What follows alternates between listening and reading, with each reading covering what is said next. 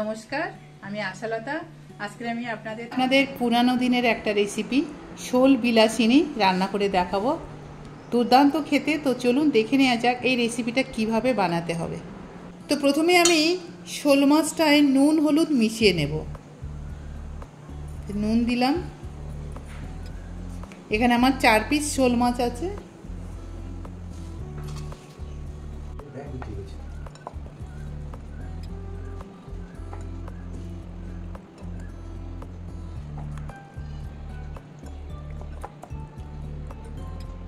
এবার আমি এখানে দুধ নিয়েছি, দুধের মধ্যে দিয়ে দেবো একটু সর্ষের তেল। এই দুধটা আমার লাগবে, পরে আমি আপনাদের দেখিয়ে দেব।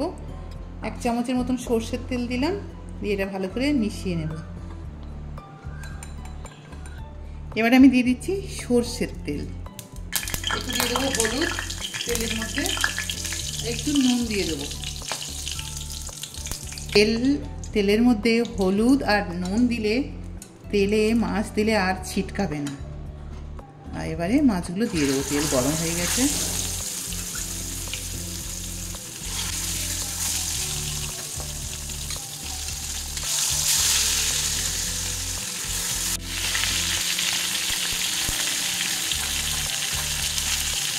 মাছটা আমি খুব বেশি কড়া করে ভাজছি না। আপনারা যদি কড়া মাছ খেতে পছন্দ করেন তো ভাজতে পারেন। আমি এটা এপিট ওপিট হালকা করে ভেজে নিয়েছি। এবারে আমি এর মধ্যে দিয়ে দিচ্ছি একটু জিরা, মিষ্টি কাঠ, লবঙ্গ, এলাচ, একটা শুকনো লঙ্কা আর তেজপাতা। এটা ফোড়নে দিয়ে দেবো।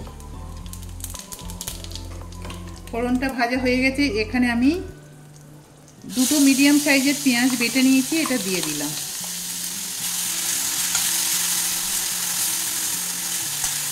এবার আমি দিয়ে দেবো এখানে আদা, রসুন আর কাঁচা লঙ্কা বেটে নিয়েছি, এটা দিয়ে দিলাম।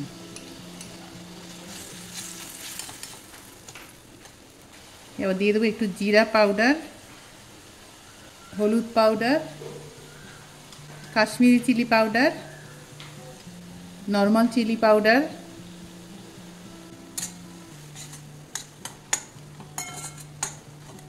আর একটু জল দিয়ে দিলাম।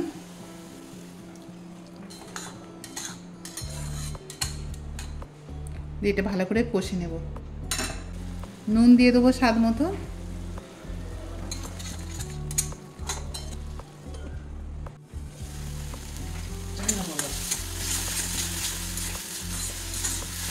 তো আমার মশলাটা ভাজা হয়ে গেছে।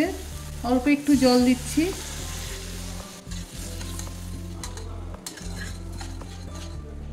আর দুধটাও দিয়ে দেবো।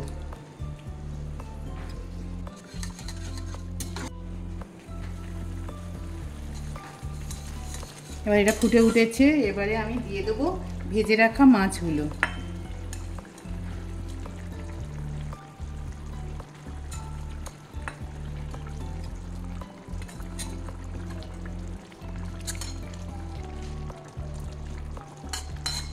এবার এটা 4-5 মিনিট ফুটিয়ে নিলে হয়ে যাবে। গ্যাসটা একদম মিডিয়াম টু স্লোতে রেখে দিয়েছি। এবার এটা হয়ে গেছে, নামিয়ে নেব। 4-5 মিনিট ফুটিয়ে নিয়েছি। তো দেখলেন তো কত সহজে এই শোল বিলাসিনী রান্না করা যায়। আর ভাতের সাথে অসাধারণ খেতে লাগে, গরম গরম ভাতের সাথে।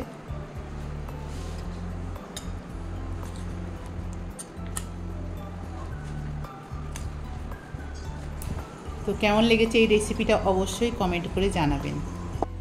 আমার এই রেসিপিটা যদি আপনাদের ভালো লাগে তাহলে লাইক করবেন, শেয়ার করবেন, সাবস্ক্রাইব করবেন আর আমার বেল আইকনে ক্লিক করবেন। তাহলে নতুন নতুন ভিডিওর সাথে আপনারা আপডেট থাকতে পারবেন। নমস্কার।